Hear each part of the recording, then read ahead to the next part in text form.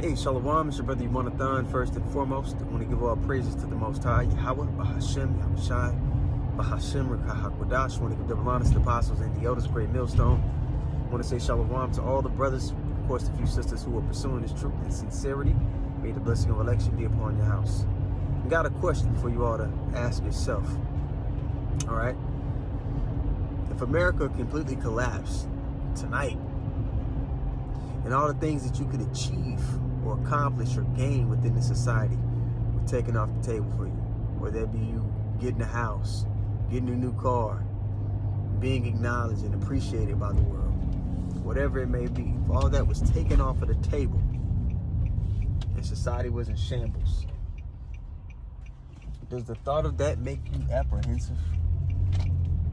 Do you have this feeling of, I missed out on doing this?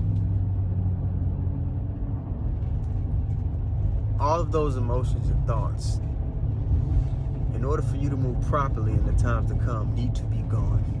They need to be rooted out of you. Okay? That's a hint of straddling the fence. Root that shit up out of you.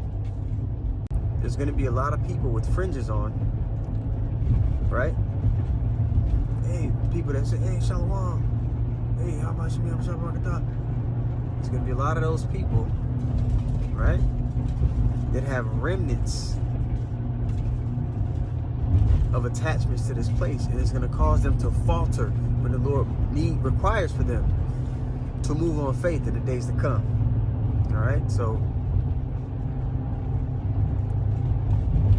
this place going down, this society circling drain, should not make you feel apprehensive in any way. And I'm talking about in the sense of you're missing out on something, or that you wouldn't have got to do something that you wanted to do. No, man, we're supposed to seek the new heavens and the new earth. You have to seriously be looking towards that to pass the test that's coming.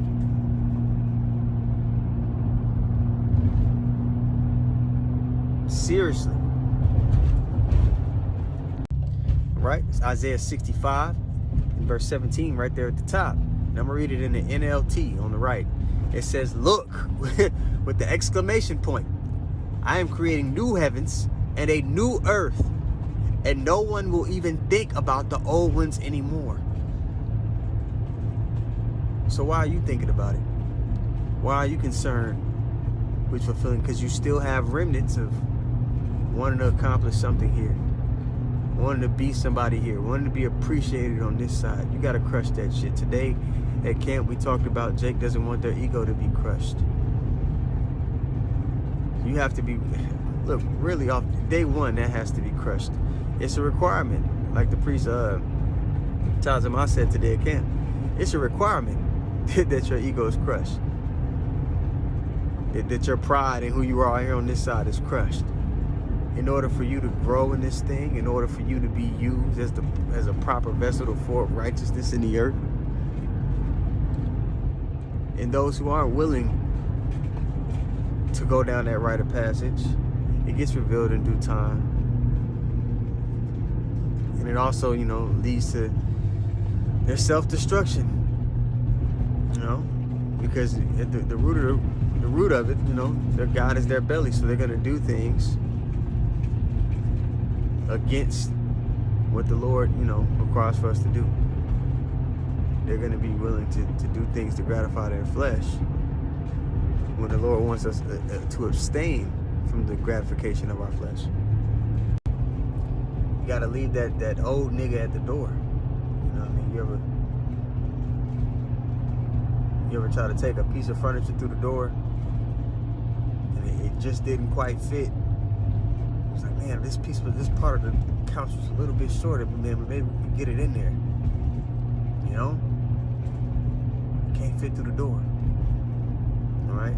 The excess material is that little nigga. All right? To enter in, you got to cut off that little nigga, man. Let him go. Leave him where he at. There's no room for him. So you having pride in this place and attachments to it, it'll cause you to do things that the Lord is not down with, man. All right, this is 1 Corinthians 3:12 in the GNT. All right, it says, some will use gold or silver or precious stones in the building on the foundation. Others will use wood or grass or straw. And the quality, all right, quality of each person's work will be seen when the day of the Mashiach exposes it. So everybody's going to be examined for their quality of work. Everybody's going to be examined for, you know, their motive in this thing. Were they doing this to forward the will of Yahweh Shem Yahushua? Or were they doing this to get a name for themselves and scratch that itch to be appreciated in this world? But what was the gas in their tank? And the people that are doing it for you know, notoriety in this world, when notoriety, when you're made infamous for this thing, and your life is put on the line, and this devil starts to openly attack the believers, those people that were doing it to be the man, they're not going to have any more gas in their tank.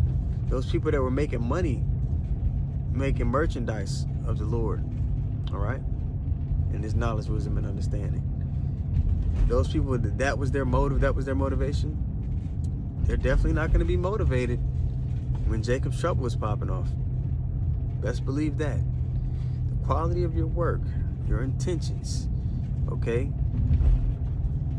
Whether you love your life or not, right? The scriptures say, those who seek to save their life shall lose it, okay? And those who lose them, I'm paraphrasing, and those who lose their life for my name's sake are going to, in turn, receive everlasting life.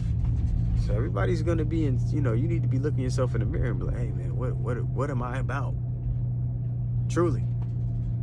These are questions you should be asking yourself. Am I putting my best foot forward? Are my intentions pure in this thing?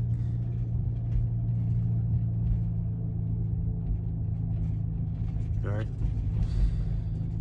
Okay, verse 13 again, it says, and the quality of each person's work will be seen on the day the Mashiach exposes it. For on that day, fire will reveal everyone's work. The fire will test it and show its real quality.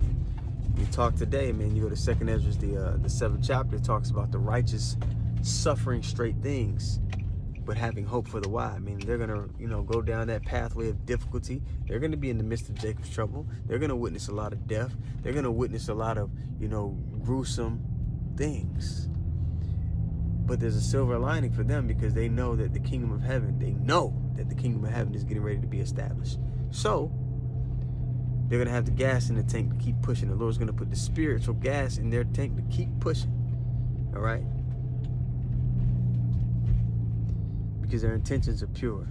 They're moving and they're seeing spiritually. They're moving on faith. They've taken that opportunity, you know, of their grace period to build up their faith. They prayed for more faith. You understand? Verse 13 again from the top. And the quality of each person's work will be seen when the day of the Mashiach exposes it. For on that day, fire will reveal everyone's work. The fire will test it and show its real quality. If what was built on the foundation survives the fire, the builder will receive a reward. So you want to have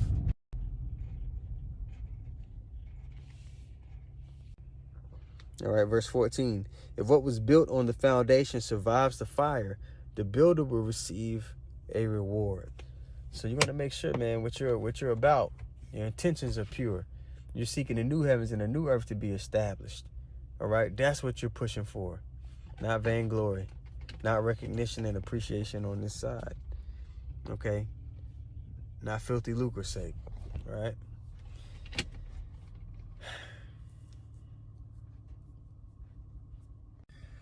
So, you know, Abba Ratzazah, you know, the lesson was edifying, and you got something from it.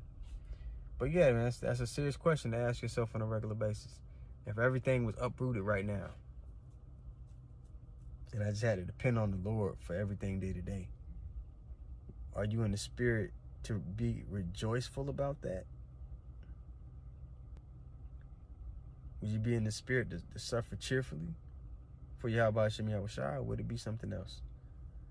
So I want to give all praises once more to Yahweh, Bahashim Yahushai, Bahashim Rakah HaKodash. Want to give double honors to the apostles and the elders of Great Millstone. Want to say shalom to all the brothers, of course, the few sisters who are pursuing this truth in sincerity.